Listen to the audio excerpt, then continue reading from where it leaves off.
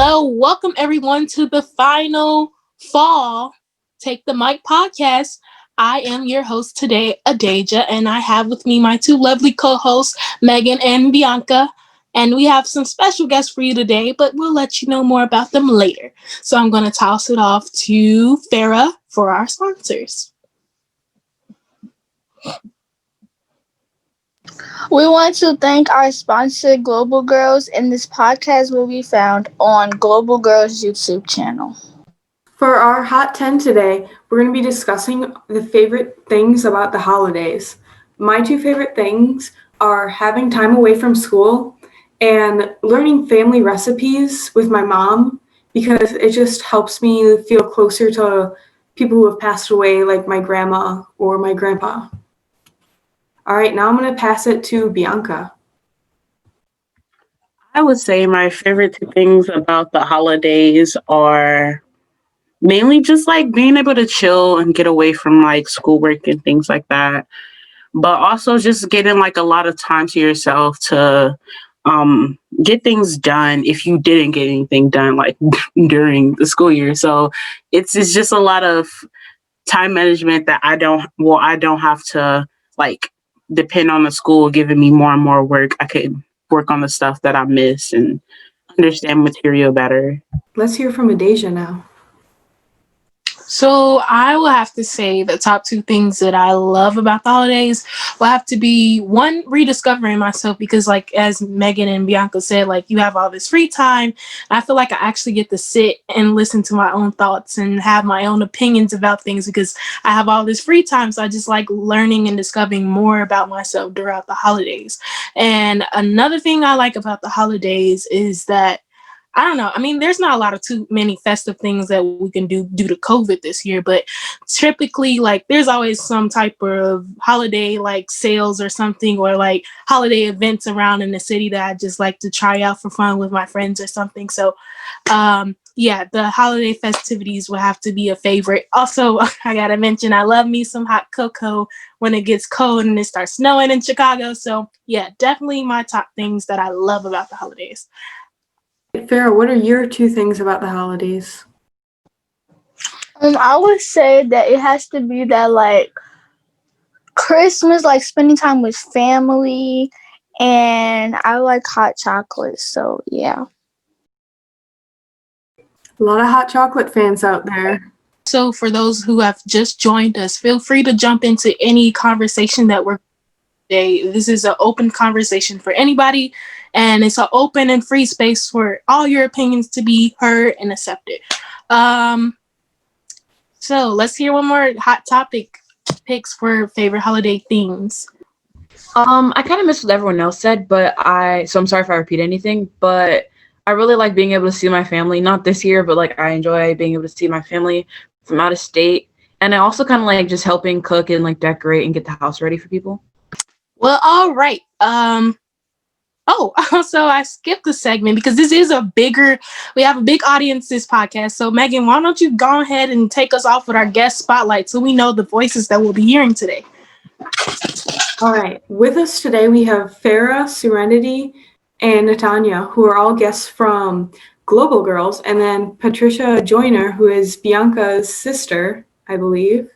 And then later today, we'll have my friend as the Breaking Out the Box guest speaker, Hannah Schechter. If you all want to introduce yourself with your name, age, and what high school you go to. My name is Natanya. I go to Gary Comar College Prep, and I'm 16. My name is Serenity. I'm 15, and I go to St. Ignatius College Prep. Hello, my name is Patricia Joyner, and I'm 20 years old, and I actually go to the University of Maine in Orono. I think that's about it for our guest spotlight for today because the rest of us are regulars, me, Farah, Megan, Bianca. But once again, welcome everyone who decided to join our podcast today. We're forever grateful for you guys joining today, and I hope this will be a great discussion. So moving on, let's get to our In the News segment. And I have about 3 topics for us to discuss today. So one is the back to CPS. CPS is having a plan to somewhat have the elementary school students go back to school. And I don't know, what are your thoughts on it? I mean, most of us, well, all of us, I believe, are in high school or in college, so that won't affect us. But what do you think about the city and the government just deciding that children should go back to school right now with no guarantee with the virus, the pandemic vaccine, or anything? Like, they're just sending our kids back to school. What do you feel about that? I I think think this is sorry, Natanya. I think it's kind I of feel weird because like some people like me, like I have asthma, so I think it's also weird, like with the whole COVID and everything, and then being more so like in the wintertime, the flu season. I feel like it's kind of weird how they want us to go back to school, especially when they keep saying that it's spiking and it's like getting colder and everything is increasing. Okay, what about you, Patricia? What are your thoughts? yeah, I feel the exact same way too. And also like I think it's a very dangerous move if colleges, universities, and other like big government institutions are saying, are not having everyone back on campus. I think it should reflect the same way in elementary schools as well, because they're more prone to get the virus. And it's still a really big, huge issue that not only affected, our city and being in school and education, but the world. So it shouldn't be taken lightly and shouldn't be, I think, trying to get it over so quickly, because that's not what this is. It's definitely something that we need to go back to the drawing board and correct. I agree with what everyone said so far, and I think since the numbers are going up, it's definitely not really the best idea. I think if they were going down, I feel like it might be okay for maybe like some sort of hybrid schedule for like younger kids to be able to go into school and like interact, because these are the years where you learn like how to interact with people and stuff.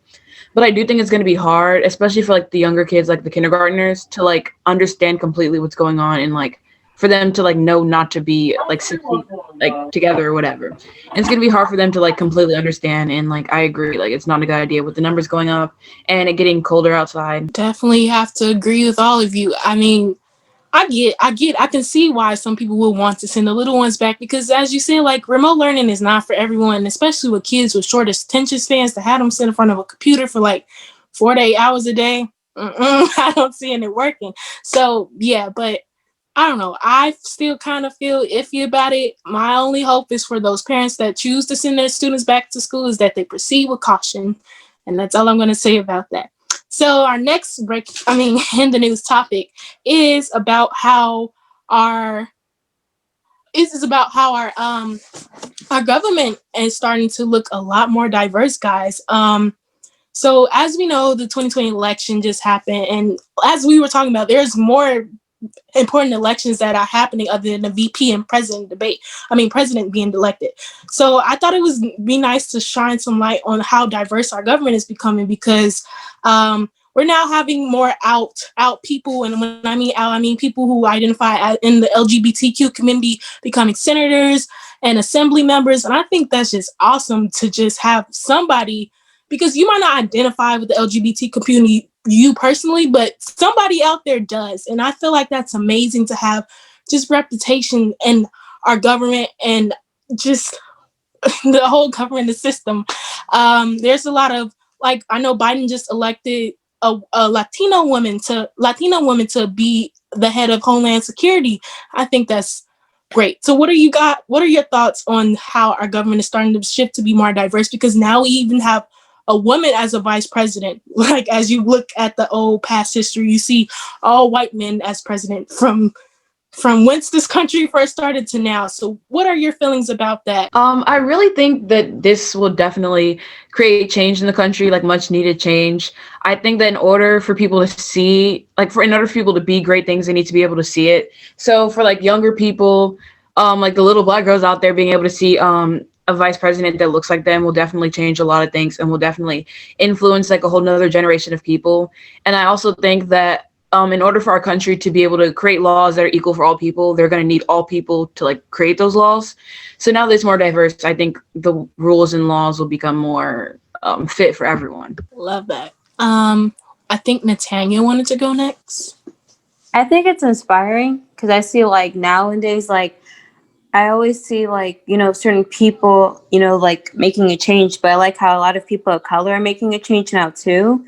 Like you said, like LGBT too as well. Because like a lot of people, like they're really, showing their voice, especially in like politics and everything. And I really like that with Kamala. Like I feel like she's really changing everything because, she's a woman of color. We can't change the past. We can't change the history of what has been around. Okay. We just can't, unfortunately. And our past kind of sucks. And you know how Trump tried to do his whole Make America Great campaign as if it was already great, but go off. But we can't change the past. Okay. That's just done. But we can focus on the now and the future. And I feel like it's beautiful that we're rewriting history now with these new senators in place and these new House of Representatives in place, councilmen, mayors, all these new people rewriting history to be something that we want to see, to be something that we can actually start to relate to now in our history classes. So, I mean, it's kind of crazy that this just really unfolded. And especially because we talked about this in previous podcasts about the importance of representation. So I'm kind of liking how history's going. It doesn't stop now, though, guys. So we still got a lot of work to do, but I'm liking how it's starting. Patricia, you want to add something? Yeah, back to it being super inspiring. I know for me going into college, like, and getting this news and having this diversity in politics now is definitely for me inspiring personally because stepping into a campus, I know y'all are going to experience that later on, whether you go to a HBCU or PWI, that's when you start to write your own history. So for me, it was like I'm going into geology, and I don't know a lot of Black women that's going into that. So I have to be my own inspiration, but also looking up to politics now and seeing more people included in the table. I know that I'm in a way including more people in the table too, because I'm setting off the example at my PWI, and more people are going to see that and be like, okay, so it's honestly just rewriting and making the seats at the table and doing, sometimes you have to do it yourself. Sometimes you have to step out and do it yourself because not everyone is doing it around you. And that's very powerful. And that in itself is inspiring. So that's what politics taught me. Love that. Create your own seat at the table, everyone. If you don't see a seat, tell them people to make room for you, okay? Because this is our world, this is our future, and we gotta live in it. So might as well make it the best for us. And I have one more lighter note type of news that I kind of want to bring up. I don't think you guys heard about it, but it's this. Okay, so there's this actor from the show Euphoria. If you ever watched that, his name is Lucas Gage. And Lucas Gage, he was doing an audition recently for, I don't know what movie or film, but he was doing an audition, and the director, he thought he was on mute, but he wasn't. When he spoke, he was like, oh, this guy, Lucas, he was in the background. This is how, so Lucas was the actor he's auditioning. And he was like, the director was talking badly about his background, like, oh, you have a TV, a crappy little apartment.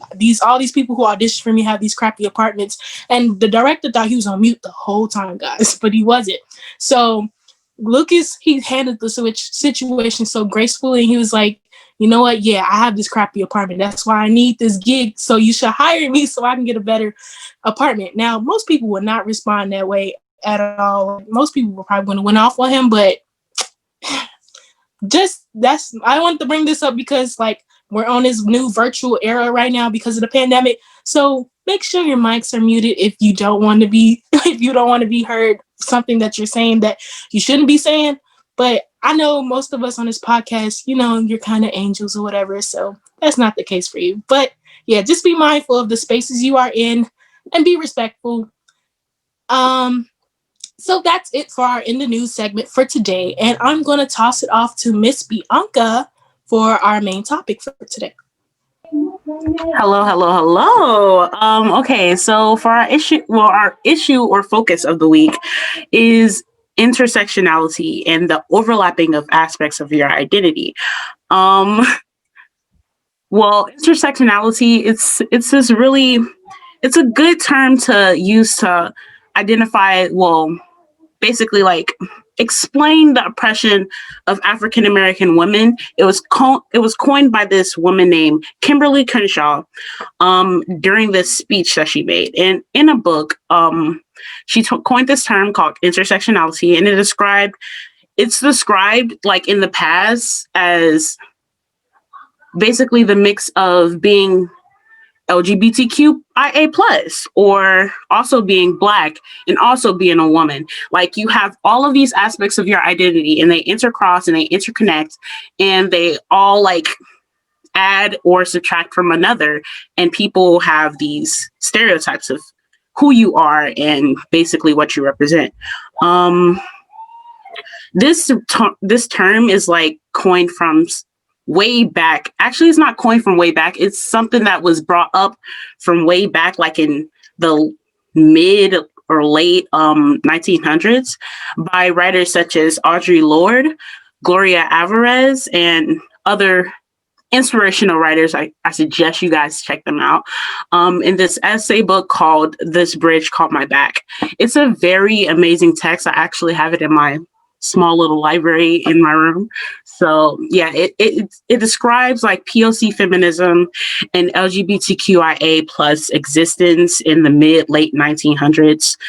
This is like before Stonewall revolutions and everything in that category. So it was like a book to express radicalism in a sense, even though radicalism was just their identities, just existing for women back then, like feminists, LGBTQIA plus, everyone back then, like existing in that way was radical. So I just wanted to open this conversation with explaining what intersectionality is, where it came from, basically its history and things like that, because intersectionality now is very important for everyone who has been discriminated against, who has been in these smaller communities and things like that, that are like not that represented in a cisgendered, heterosexual, white male, Christian type of sense.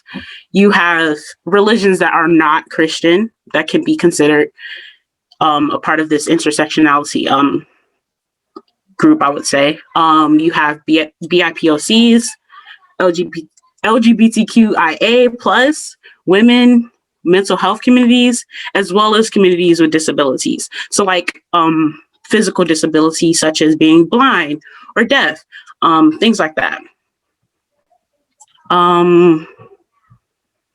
Opposition to basically like being yourself basically is the stereotypes that comes with it, like being Black or being a woman or being just anything that's not the standard white male is usually seen as like you're weaker or you have different faults, and it's not really a thing where you are at fault. You're not at fault at all. You just exist. Like that's what it is. Like this is what you are. You can't really change what you are. So I want to open this with a question saying, how does the social context of your identity influence our perceptions on race, gender, class, and etc. amongst each other? How do you live in this world, and what experiences have you had that has challenged your identity in many ways? I will push this question towards Adasia because I know she's gonna answer with a good answer. Go off. Wow, that was a loaded question. I'm kind of mad you made me go first, but the first experience that I thought about was this one time last year. I got into Uber from a hair appointment, whatever. I was driving back home in the Uber, and I had this Black older male guy as my driver, and he was basically just, I don't know, just casual chat, telling him I was a high school student, blah blah blah. And he was asking me, oh, what are my plans for the future, blah, blah, blah. And I'm like, yeah, I want to go to college. I want to study psychology. I want to do, great things, go get my PhD in clinical psychology, stuff like that. And he was like, what are you talking about? Black people don't go to college, or like, especially women, like, I don't know if you're going to survive that well. And I'm like, excuse me? And then he was like, well, in the past, the system is not made for us, so you shouldn't really try to do stuff. Maybe you should do something like trade school or something.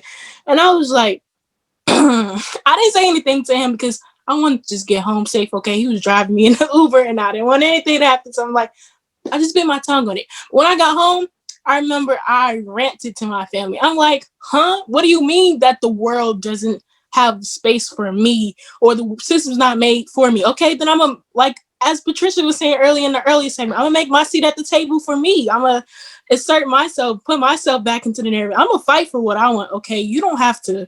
You can tell me all day I'm not gonna do this, this, and that, but guess what? I'm gonna spend months, days, years proving you wrong. So I'm gonna keep that guy in mind, but I just hate the freaking stereotypes around what you can't do.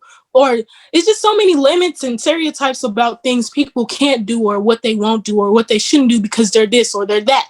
Why do you care? If that person is motivated and willing to do something, let them do it, So I don't know. I'm gonna let it pass off to somebody else because I can go on a whole rant on this. But my biggest takeaway from my identity is knowing who I am, because I know I'm gonna work towards it. Okay, like, nobody could tell me no, and I'm just sitting there like, yeah, maybe not. No, I'm gonna fight to the death, to the bones. Okay, that's just me. So yeah. Like, I 100% agree with you, Adasia. Like, I had a very, very similar experience not too long ago with a person that I knew, like, really well, like someone that goes to our high school. And we were having a conversation about college and about, like, we were having a conversation about college and about, like, financial packages and things like that.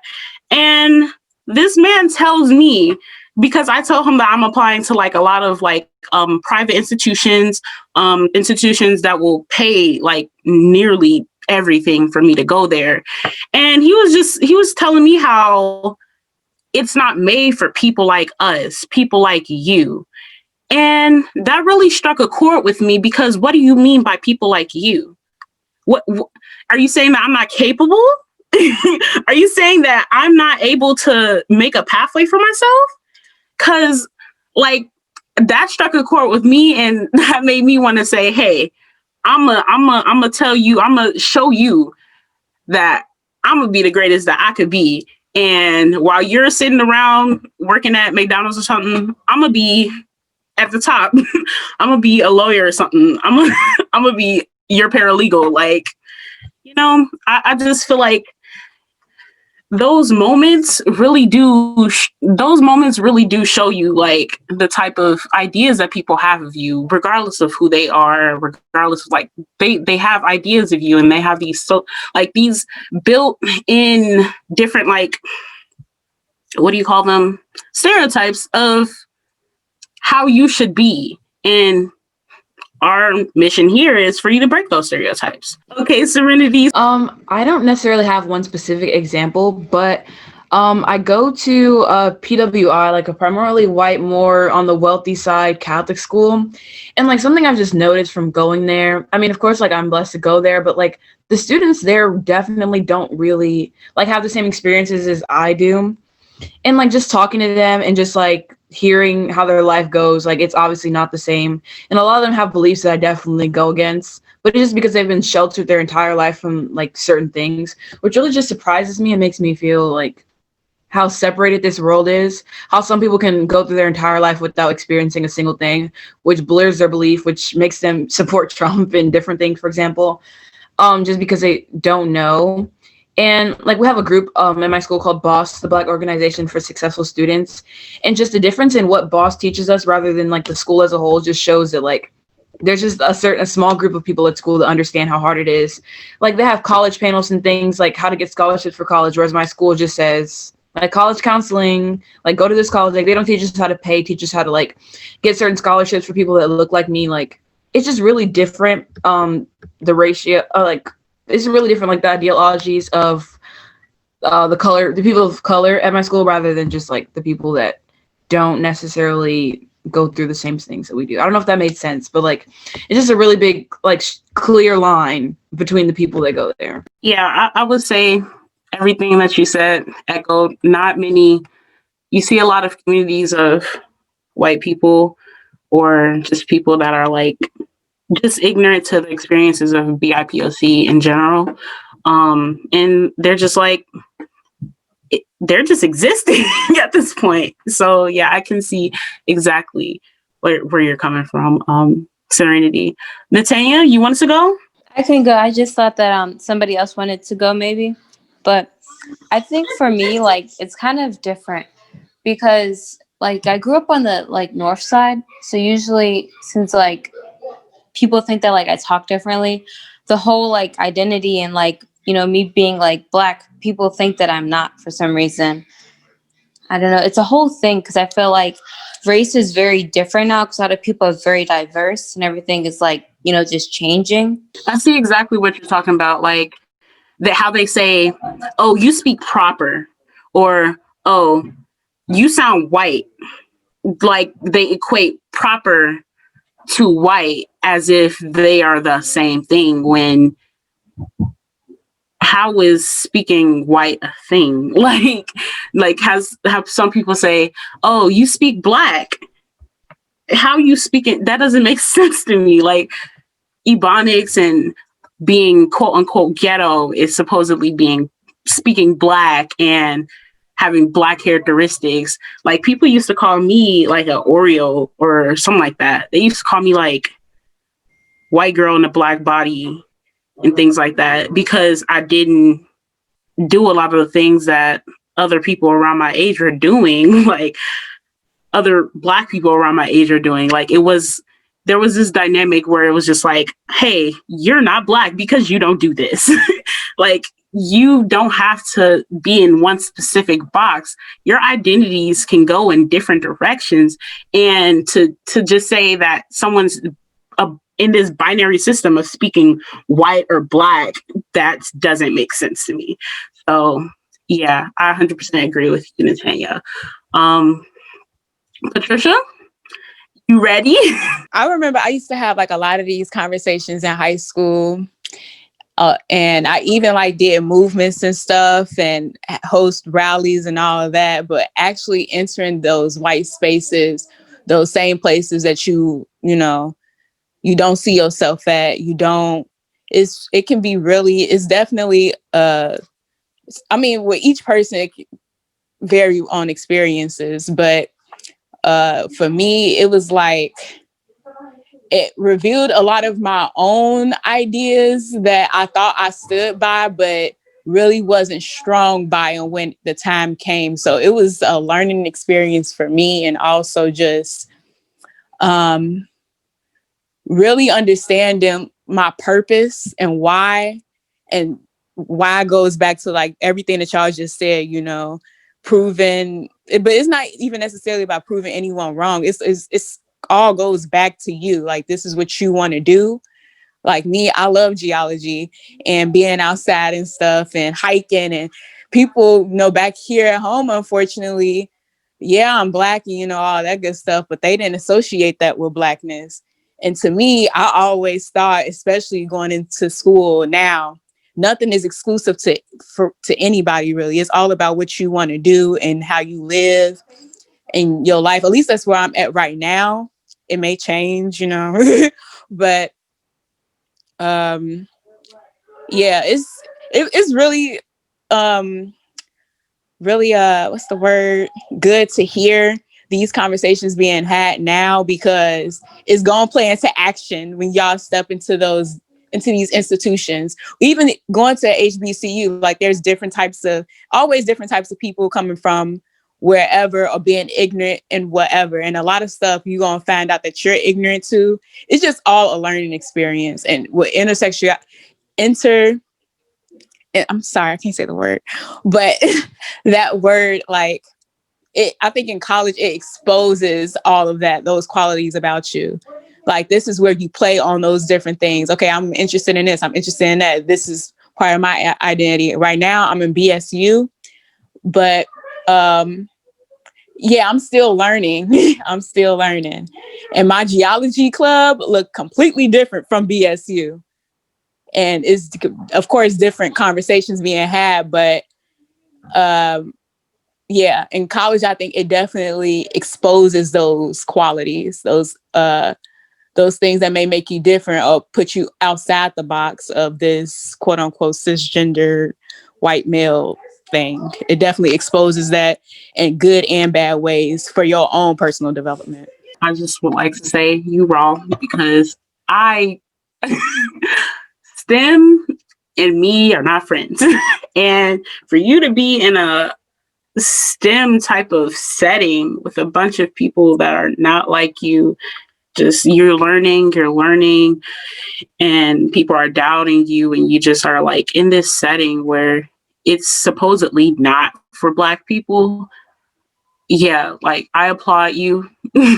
That's raw. I think Megan wanted to say something. Megan, you could go. Yeah, so obviously, as a white woman, I cannot relate to the experiences you all have just shared with us. But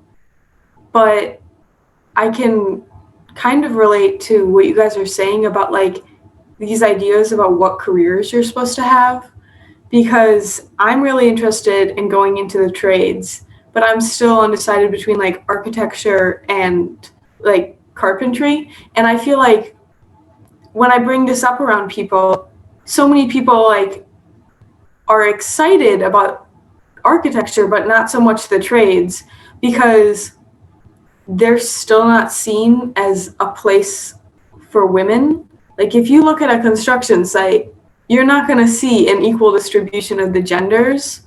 And so I think it's still just crazy that like you have to like have the courage to, like Patricia said, step outside the box in 2020.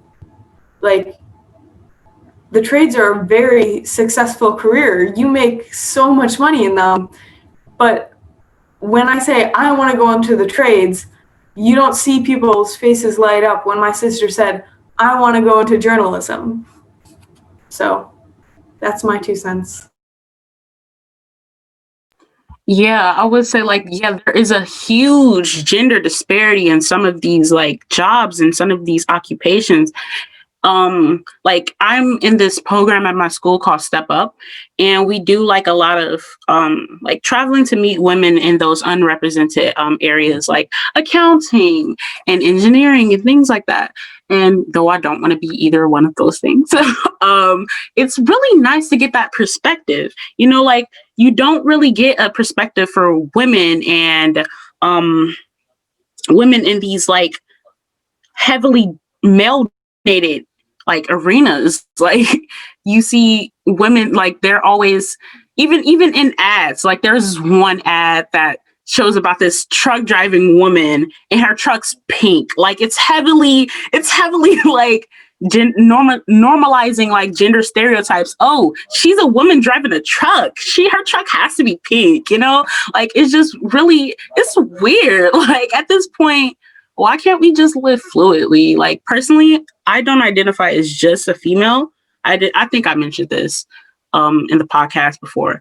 I don't identify as just a female. I identify as both non-binary and also female. Correct term is demigirl.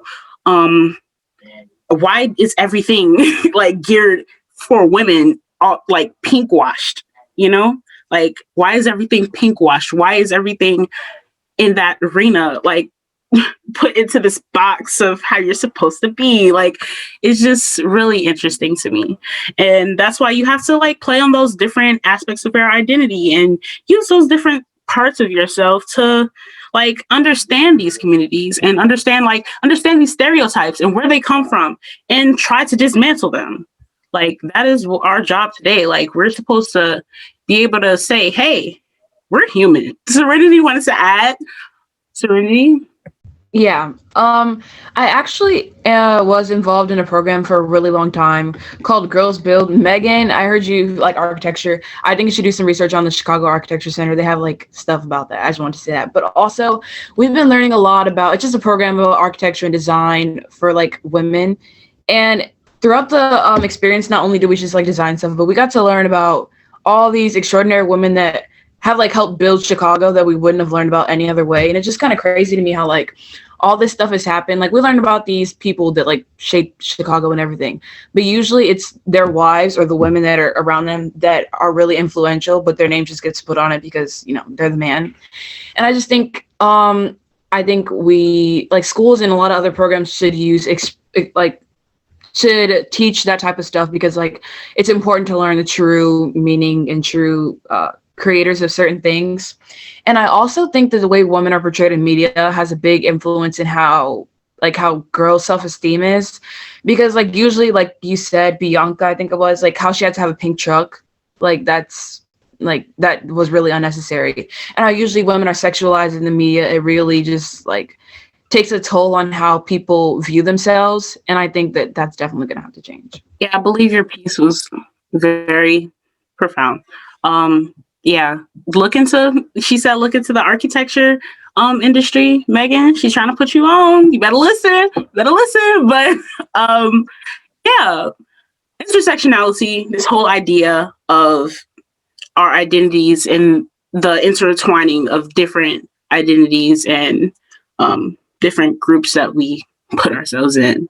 I just want to take a moment to say, hey, we are people. I've been saying this kind of a lot. We are people. And and like that's who we are. We're people. We're not just this. We're not just that. We have different aspects of ourselves, different aspects of our identity, and that those are things that we should recognize. Like we should recognize that we are not just this, not just that.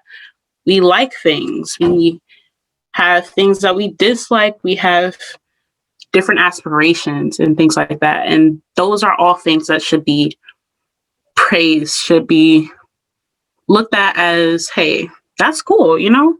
Like, it's cool to be different. It's cool to have different things about you that, you know, aren't the exact same as everybody else. Because if we were all the same, you know, we wouldn't, like, that'd be boring. That'd be real boring. That's what I want to close this out with. I will be passing this off to Megan, introducing our Breaking Out the Box person. All right. So today for the Breaking Out the Box section, I have my friend Hannah with me. Hannah, would you like to introduce yourself with your name, high school, and age? Hi, my name is Hannah Schechter. I'm a junior at Lane Tech High School. I'm 17. All right. So one thing that's special about Lane Tech is that they have an Alpha and an Omega program, and Hannah's in the Alpha program there that focuses on the STEMs. And so part of that, like being in that program, is the science fair. And today I'm going to have Hannah talk about her interests in insects and how that kind of like inspired her science fair project. So Hannah, do you want to tell us how you became interested in insects? Sure. So ever since I was young, every summer, me and my parents have been camping and hiking, usually in national and state parks all across America, usually in the West. And so I was always in nature with a lot of insects. And when I was little, I was definitely really scared of them, just kind of like the average kid, just very squeamish. But as I got older, I definitely started to see how interesting they were, and I became very interested in them. And when I was in maybe 5th grade, I read an article by an ant scientist, a myrmecologist named Deborah Gordon, talking about ants and how they communicate. And I kind of realized that I could do something like that for a living, and I could do something involving insects. And I just got very interested in insects, and ever since then, I've just been studying them, researching them, and looking into a career in entomology, the study of insects. Now, I just want to let you all know, when I say Henna is interested in insects, it's not just like an interest. She even has pet insects, cockroaches. Do you want to tell us what that's like, having cockroaches as a pet? Sure, cockroaches are actually really great pets because they don't require a lot of work. They're used to really cramped locations.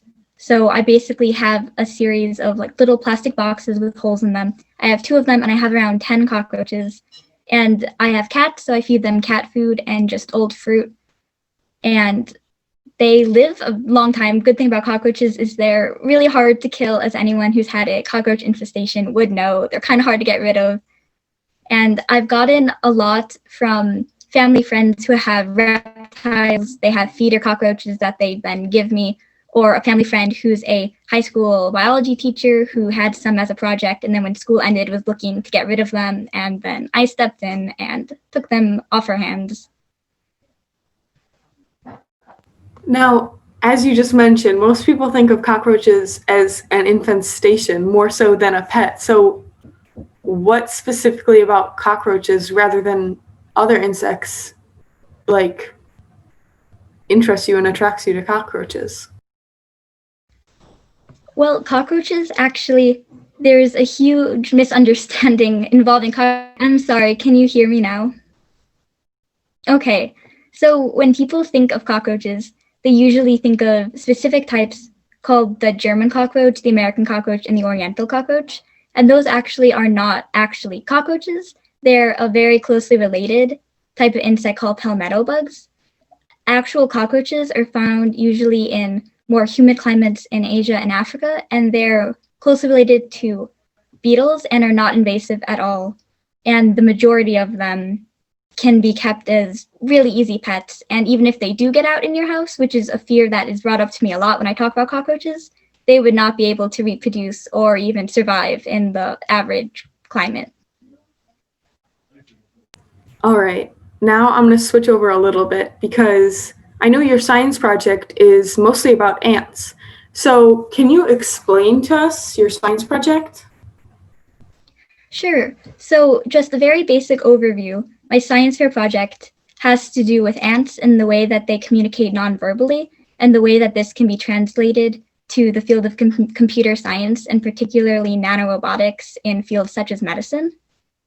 And this has to do with pheromones, which are olfactory cues that are excreted by a lot of insects called social insects, which social insects utilize a form of communication called swarm intelligence that is found in a lot of computer science programs.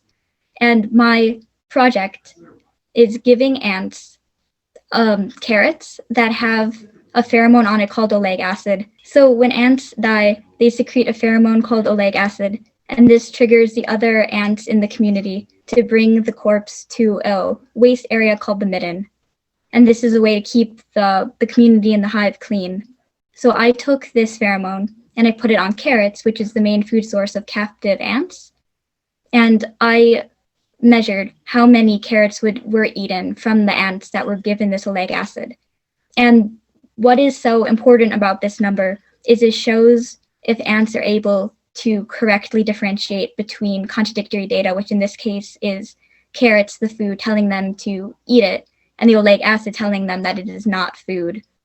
And I proved in my project that ants have this inhibition when it comes to contradictory data, which is the same that a lot of computer science programs have.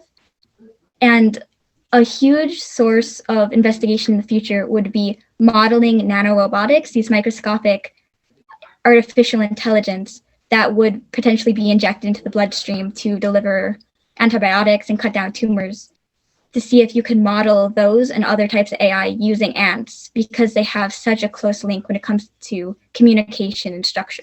Wow, okay. So when most people look at insects or ants, they just think, crush it, bring it outside, whatever. But you're able to see so much further than that and see all the way to computer science, medicine, all these different solutions that could really help out the world. So I want to say thank you for joining us today. And now I'm going to pass it on to Bianca. Hello, hello, hello. It was very nice to hear about her taking care of a lot of crazy, I would say crazy, because I've never like heard of anyone having a cockroach as a pet or anything like that. Like crazy animals and things like that, crazy insects and things like that. I just want to close this podcast out with a Thanksgiving Day race. There is time to register for the Thanksgiving Day race at thanksgivingdayrace.com. It is a charity foundation for people who are in poverty, people to give money to like pack food for other families and things like that. How to register, they have it on their Twitter. You can go to Thanksgiving Day Race or T-Day Race Cindy. All November long, they have like an entire virtual race, which is actually crazy. Like people are really adapting to the COVID crisis, the COVID pandemic. So there's a Thanksgiving Day race. Check it out. They have a Twitter. We'll link it in the YouTube. And yeah, we would like to say thank you to everyone who's joined. We have Farah, Adasia, Henna, Megan. Your Zoom name keeps throwing me off. I keep about to call you Tara. Anyways, Serenity, Patricia, Natanya, everyone, thank you for being here. Thank you so much. We had a great audience. I would just like to say thank you, everyone, for joining. This is our last podcast. We'd just like to thank everyone for participating and actually engaging in our content. This was actually a very fun experience. Researching and looking through all of those articles and books and things like that to find topics for us to talk about was like it was hard, but it was great. It was really great, especially with the conversations that we had. So yeah, you can find us on Global Girls YouTube, and we're signing out.